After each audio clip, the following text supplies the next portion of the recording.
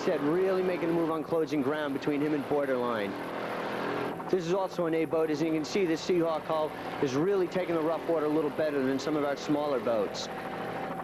Not getting bounced around as much as the others, and still maintaining a good trim and a good attitude of that boat. Like I said, he's a rookie, and we're just going to have to wait and see. If he gets the blood going, who knows what could happen to catapult him into another exciting career and an up-and-coming rookie on the NPBA circuit. Right now, we're starting to get some of the bad lists, the people who are breaking down and having some bad luck in this race. A61 Superboat, A71 Snakebite. Varmint has had some problems. Tough break. The attrition is starting to run rapid here. Kamikaze Race Team, Indigo, a surprise breakdown. Really could be trouble. Don't Blink is having some problems. We're going to have to wait and see. But right now, a boat that hasn't broken down, Bounty Hunter. This boat is moving. Billy Martin and Don Erdosh. They've been battling all day with Impressia's East Coast Marine.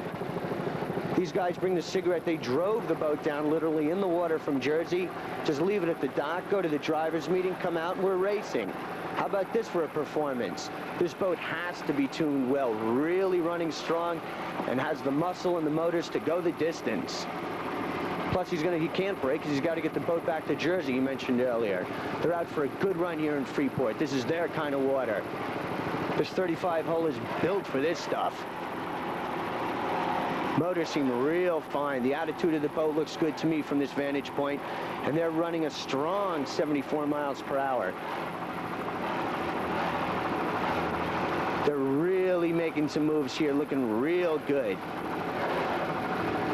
Unofficially, as we get into this last lap, they've passed East Coast Marine, who has been leading 3 of the last 4 laps, and they have passed him. This could be some mechanical breakdowns at East Coast. We'll just have to wait and see when we get into the pits. But right now, Bounty Hunter is your current leader and really trying to make up some ground now. He wants to really ensure this lead. This would be a tremendous win for Martin and Erdosh in this boat. They were here early this morning. They came from all the way from Jersey. They got first in New Jersey a couple weeks ago on the last race. Real Bounty Hunter race team going after the bounty and really making sure they get it.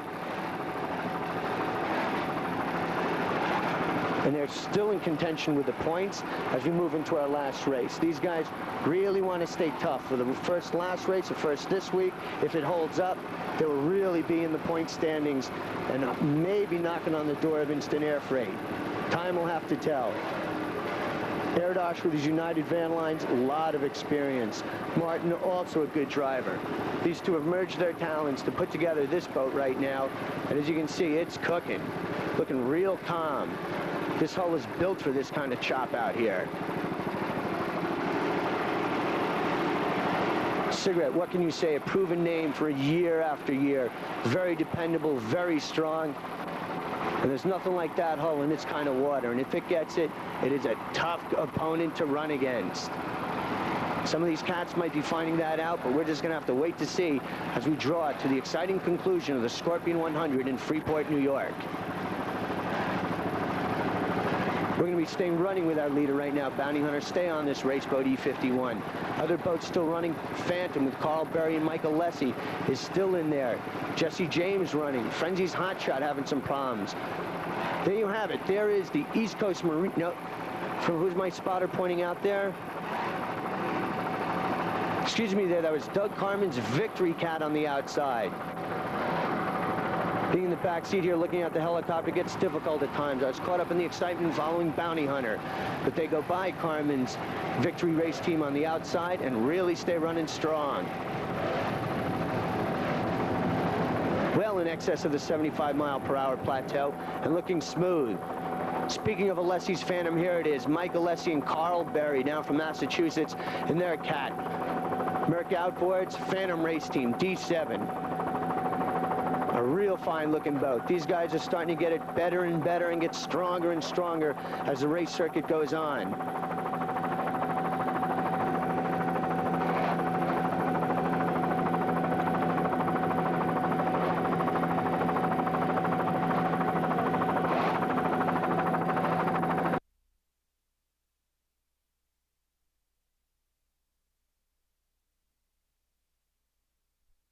I'm sure you all recall that exciting finish that they had in Boston, their home port, where they brought home the checkered flag in class, really giving Mike a boost of confidence.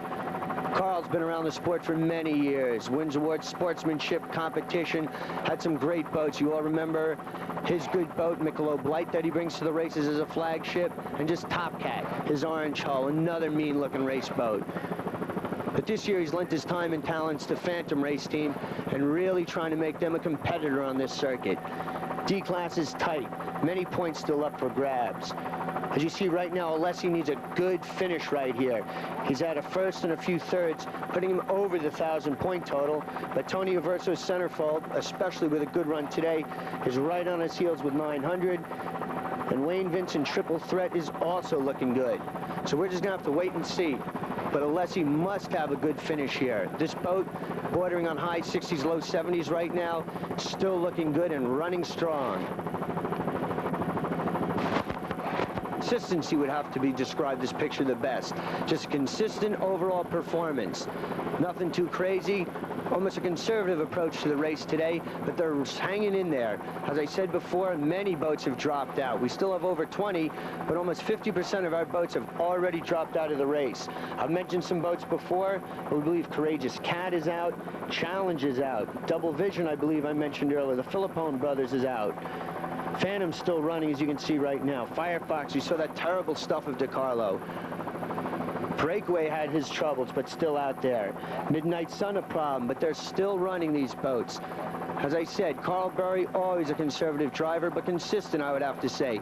Knows what he can do within his limits, which is very important. Don't want to strain yourself or your equipment, being it's a new boat with a new team.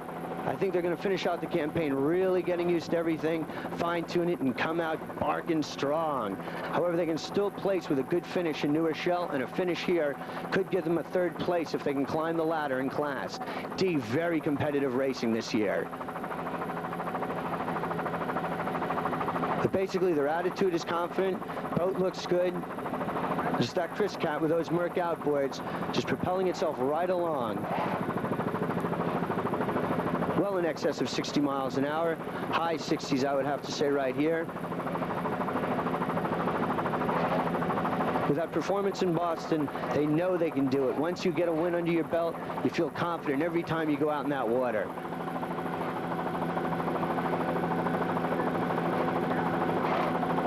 Other boats beginning to finish up and really come near the final checkpoint on this last lap. Phantom's still out there, and we're going to stay with him until we can pick up our last boat or two as we check the course and see what's out there. But right now, we're going to try to compile some statistics that we have and just see how things look as we draw near to a close of the Scorpion 100. We'll be staying with Phantom Race Team right here. This is a good-looking boat.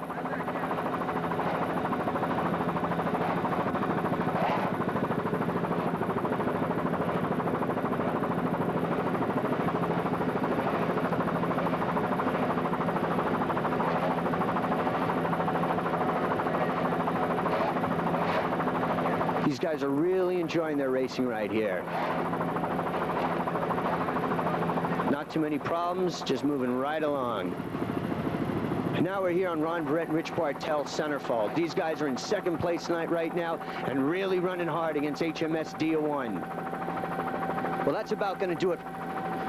Well, that's about going to do it for us. We're going to head back to the airport right now, and if all standings hold up, these will be your official standings for the Scorpion 100 this year. In A class, Quenzel's Borderline ran away with things again, real strong, followed by Seahawk and Banana Man. B class, Mirage, followed by DePietro Realty in second, Outlaw in third. C class, tough competition, Burger Smoking the Bandit, followed by Mad Mac and Breakaway. D class, real tough racing, HMS Dia-1, followed by the Barretts and Bartell in centerfold. Couldn't catch it, but second place, real strong. American Spirit in third. E-Class, Bounty Hunter, who passed East Coast Marine at the end in second, and American Express in third place. Well, the South Bay 100 has been a great race. There are a few people we'd like to thank who have made this Scorpion 100 a successful race. Of course, the South Bay Performance Association with Lex Stewart and John Alberghini. Tommy Masada, race headquarters, a real fine sponsor. And of course, Bill Friends and his entire NPBA staff has done a great job. Well, what can you say? The race has been great. Freeze Frame has enjoyed covering it for you. And we certainly are going to look forward to the next race in New Rochelle. It's been great racing. Well, this is Shelley Kahn speaking on behalf of the entire Freeze Frame Sports Production staff, wishing you a fond farewell from Freeport, Long Island, and we've certainly hoped you've enjoyed today's coverage of the 1985 Scorpion 100 from Freeport, New York.